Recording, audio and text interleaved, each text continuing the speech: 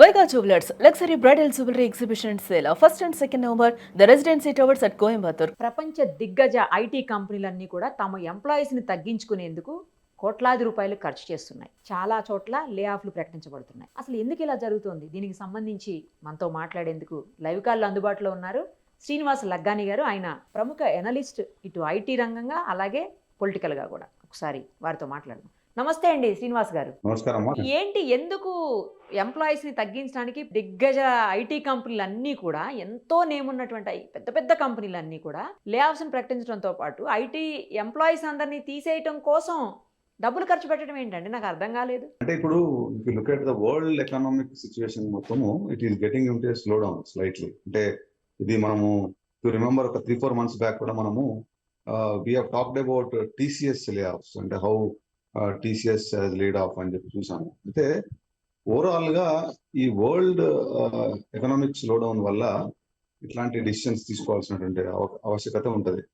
ముఖ్యంగా many larger companies కి, అంటే బిగ్గర్ కంపెనీస్ ఏవైతే ఉన్నాయో టెక్నాలజీ కంపెనీస్ కూడా వాళ్ళు దిస్ ఈస్ రీస్ట్రక్చరింగ్ ప్రాసెస్ అంటారు. అంటే వాళ్ళకి ఇది యాక్చువల్గా ఇది సర్వైవల్ లాగా ఉంటుంది, అలాంటిది అనమాట. అంటే బిజినెస్ లో సర్వైవ్ కావాలంటే, కాంపిటీషన్ ని తట్టుకోవాలి అంటే కన్నా ఇటువంటి చర్యలు తీసుకోవాలి. అంటే మనం ఒకసారి ఒక చిన్న డేటా మీకు చెప్తాను. అంటే ఇదే look at it all bigger companies will do this restructuring.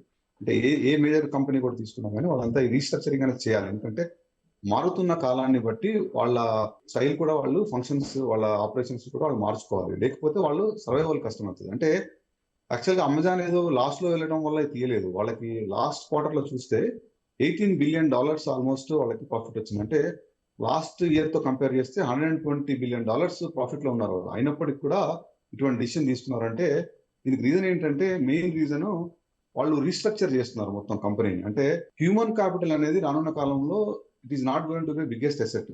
అంటే ఒకప్పుడు ఏ కంపెనీ, అంటే ఇండస్ట్రియల్ రెవల్యూషన్ వచ్చినప్పుడు టెక్నాలజీతో పాటు హ్యూమన్ క్యాపిటల్ కూడా చాలా ఇంపార్టెంట్ ఆస్పెక్ట్. కానీ రానున్న కాలంలో హ్యూమన్ క్యాపిటల్ కంటే కూడా ఇంటెలిజెంట్ సిస్టమ్స్ అంటాం, అంటే మనం ఏఐ ద్వారా బిల్డ్ చేసినటువంటి సిస్టమ్స్, అవి చాలా ప్రాముఖ్యత అంటే సంతరించుకుంటాయి అనమాట. సో దానివల్ల కంపెనీస్ సర్వైవ్ కావాలి అన్నా, వాళ్ళు కాంపిటీషన్ లో కట్ త్రోట్ గా ప్రైసింగ్ డౌన్ చేయాలి అన్నా కానీ హ్యూమన్ ఎక్స్పెండిచర్ ని తగ్గించుకోవాలి. అంటే టెక్నాలజీ కంపెనీస్ కి one of the biggest cost ఏముంటుందండి? హ్యూమన్ క్యాపిటలే కదా. సో ఆపరేషన్స్ కాస్ట్ తగ్గించుకొని ప్రాఫిటబిలిటీ పెంచుకోవాలి అంటే గానీ ఏదో ఒక చర్య తీసుకోవాలి. దాని భాగంలో తీసుకున్నటువంటి చర్య ఇది. అయితే నేను ఒక చిన్న ఎగ్జాంపుల్ చెప్తాను మీకు. I have data. ఇది చూస్తే ఈ లార్జెస్ట్, అంటే మనం ఈ లాస్ట్ 1 decade అంటే 2 decades లో చూసినట్టయితే ఐబిఎం లో 1993లో ఒక 60,000 జాబ్ కట్ అయిందండి. అది ఎందుకు చేశారంటే వాళ్ళు హార్డ్వేర్ బిజినెస్ నుంచి, అంటే ఐబిఎం అనేది యాక్చువల్గా ఓన్లీ మనకి కంప్యూటర్ హార్డ్వేర్ కే తెలుసు, వాళ్ళు హార్డ్వేర్ నుంచి సర్వీసెస్ సైడ్ షిఫ్ట్ అయ్యారు. అప్పుడు 60,000 మ్యాన్ పవర్ కట్ చేశారు. అట్లనే జనరల్ మోటార్స్ లో జిఎం అంటాం మనం, 2009లో 47,000 ఎంప్లాయీస్ ని కట్ చేశారు. వాళ్ళు ఎందుకు చేశారంటే అప్పుడు 2007-8 లో సీవియర్ వరల్డ్ రిసెషన్ వచ్చింది. ఫైనాన్షియల్ క్రైసిస్ అండ్ బ్యాంక్ క్రప్టసీ రిస్ట్రక్చరింగ్ ద్వారా చేశారు. తర్వాత సిటీ గ్రూప్ 2008లో 50,000 పీపుల్ ని కట్ చేశారు global recession and asset losses వల్ల. తర్వాత హెచ్పి చూసినట్లయితే 2012లో 27,000 పీపుల్ ని కట్ చేశారు. వాళ్ళు ఎందుకు చేశారంటే falling PC demand and enterprise software కి టువర్డ్స్ షిఫ్ట్ అవడం వల్ల. తర్వాత మైక్రోసాఫ్ట్ చూస్తే 2023లో 10,000 పీపుల్ ని చేశారు. ఎందుకంటే cloud slow down and reallocation to artificial intelligence development towards వెళ్ళడం కోసం చేశారు. తర్వాత మెటా 2022లో 21,000 ని, తర్వాత గూగుల్ 2023లో 12,000 పీపుల్ ని, నౌ అమెజాన్ 14,000 అని మనకు చెప్తున్నప్పటికి కూడా రానున్న కాలంలో దిస్ ఫిగర్స్ విల్ టచ్ 30,000 అని చెప్తున్నారు. గెలెటీ అని అతను వాళ్ళ సీనియర్ వైస్ ప్రెసిడెంట్ పీపుల్, అతను డైరెక్ట్ గా ఎంప్లాయీస్ కి ఒక ఈమెయిల్ పంపించాడు 28th మార్నింగ్. ఏమనంటే we are very sorry that you don't need our services అని చెప్పి, అంటే రేపటి నుంచి మీ సర్వీసెస్ అవసరం లేదు, అంటే ఇన్ఫాక్ట్ ఈ రోజు మార్నింగ్ నుంచి అవసరం లేదు, మీకు కావాలంటే సెక్యూరిటీ మిమ్మల్ని, మీ యాక్సెస్ కూడా రిస్ట్రిక్ట్ చేసి సెక్యూరిటీ పర్సన్ మిమ్మల్ని బయటికి పంపిస్తారు మర్యాదపూర్వకంగా అన్నట్టు ఒక మెయిల్ పంపించారు, పెద్ద మెయిల్. అది సోషల్ మీడియాలో కనబడుతుంది. అంటే అది ఎట్లుంటది అంటే, కార్పొరేట్ మనం అనుకుంటాం కదా, ప్రైవేట్ రంగంలో కూడా జాబ్ అనిశ్చితి అనేది ఎప్పుడు ఉంటుంది కదమ్మా. సో అలాగనే ఇప్పుడున్న రానున్న కాలంలో చూసినట్టయితే మేజర్ కంపెనీస్ అన్ని కూడా ఈ రీస్ట్రక్చరింగ్ చేయాల్సిందే, తప్పదు. ఎందుకంటే 10 మంది చేసే పనిని టెక్నాలజీ ఇంటెలిజెన్స్ సిస్టమ్స్ ద్వారా ఒకళ్ళు చేయగలుగుతారు. సో మరి 9 మందికి జాబ్ ఉండదు. So that is inevitable. So అది ప్రతి ఒక్కళ్ళు కూడా కార్పొరేట్ రంగంలో, ప్రైవేట్ రంగంలో పనిచేసే వాళ్ళందరూ అది ప్రిపేర్ అయ్యి అకార్డింగ్లీ వాళ్ళ లైఫ్ స్టైల్ మార్చుకోవాలి. వాళ్ళు కూడా దానికి సన్నద్ధం కావాలి. తర్వాత మల్టీ స్కిల్లింగ్ కూడా నేర్చుకోవాలి. అంటే ఒకే స్కిల్ తో నువ్వు లైఫ్ లాంగ్ కూడా సర్వైవ్ కాలేదు. సో ఇవన్నీ ఆస్పెక్ట్స్ చేసుకుంటేనే రాబోయే కాలం. ఇంకా ఒక సర్వే చూస్తుండే నేను యాక్చువల్ గా 1 week back, world economic survey దాంట్లో 2026 లో రానున్న కాలంలో ఇంకా స్లో డౌన్ ఉంటుంది, ఇంకా దీని మీద ఇంకా ఇంపాక్ట్ ఉంటుంది అనేటువంటి ఒక రిపోర్ట్ కూడా నేను చదివాను.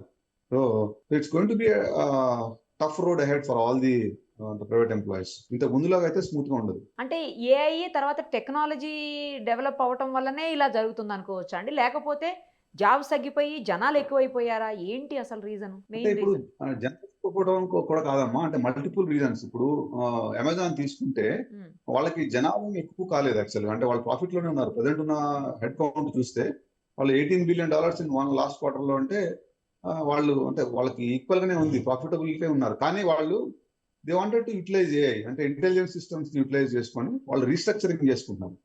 అంటే వాళ్ళు ఇంకా కాస్ట్ ఆప్టిమైజేషన్, అంటే ఇప్పుడు హ్యూమన్ క్యాపిటల్ తీసేస్తే వాళ్ళకి డెఫినెట్ గా కాస్ట్ సేవింగ్ కదమ్మా.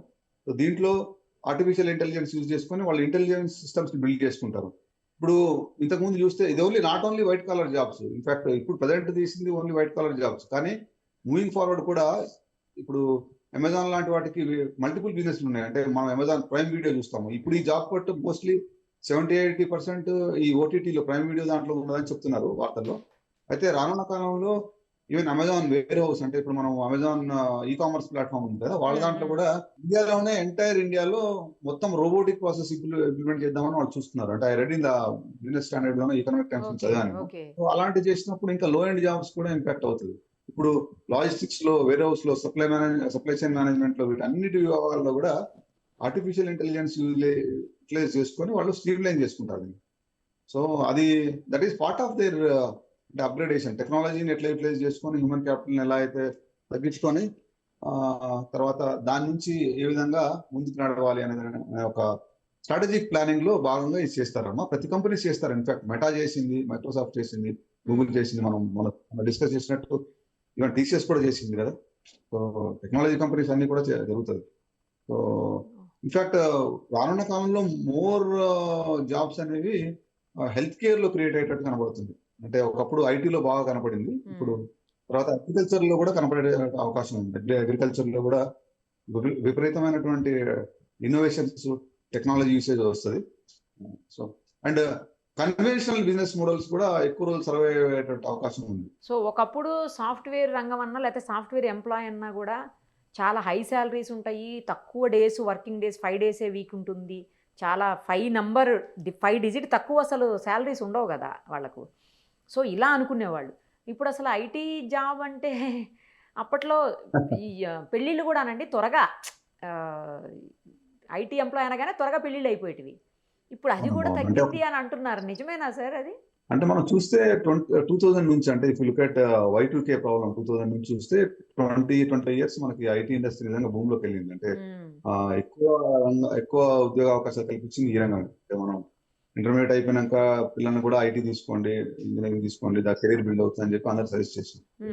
సరే, ప్రతి ఇండస్ట్రీకి ఒక టైం ఉంటుంది. అంటే ఐటీ ఈజ్ నాట్ గాన్ అమ్మా. ఇప్పుడు కొనుక్కొని ఇంకా డెఫినెట్ గా ఐటీ రంగం ఉంటుంది. దాంట్లో ఇవాల్యుయేషన్ అంటే లాంటి కొత్త తర్వాత ఎమర్జింగ్ టెక్నాలజీస్ లాంటివి వస్తుంటాయి.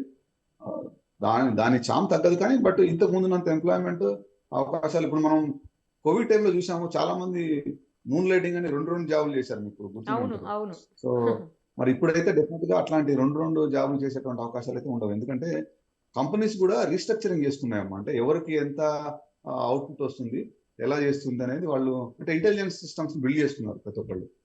ఏ ద్వారా అది ఈజీ అవుతుంది. అంటే మ్యాన్ పవర్ అవుట్పుట్ కాంట్రిబ్యూషన్ అంటాం మనం. వాళ్ళు ఎంత అవుట్పుట్ వస్తుంది ఏంటనేది మెజర్మెంట్ చేసుకొని.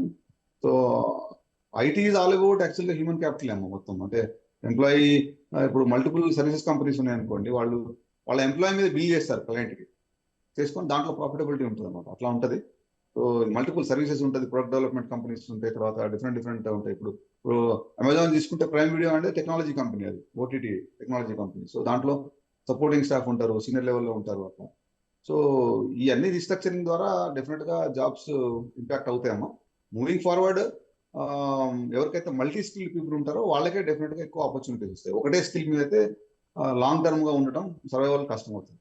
మల్టీ స్కిల్స్ నేర్చుకోవాల్సిందే, తప్పదు ఎవరైనా సరే. We have to update according to the market. మనం అవును, అప్డేట్ అవును. చేసుకుంటూనే ఉండాలి. అప్డేషన్ కావాలి, లేకపోతే సర్వైవ్ అవడం కష్టం. థ్యాంక్ యూ అండి, thank you so much. Thank you very much అందరూ. మరిన్ని అప్డేట్స్ కోసం నిరుపమ సుమన్ టీవీ ఇన్స్టా పేజ్ని ఫాలో చేయండి. సుమన్ టీవీలో మీ పర్సనల్ అండ్ బిజినెస్ ప్రమోషన్స్ కోసం కింది నెంబర్కి కాంటాక్ట్ చేయండి.